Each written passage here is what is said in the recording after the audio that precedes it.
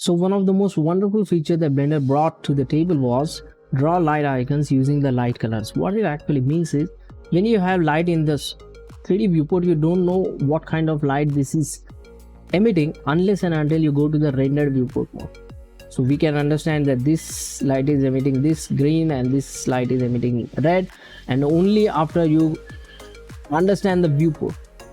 Okay, so they have introduced a new feature called light colors. What it actually means that you can see there is a dotted outline around this light which indicates what kind of color it is, and it will be very wonderfully visible if you go to the preferences and change this line width from thin to thick. So that way you can understand which light is emitting what kind of light. This is especially useful when there are a lot of scenes when there are a lot of lights in our scenes.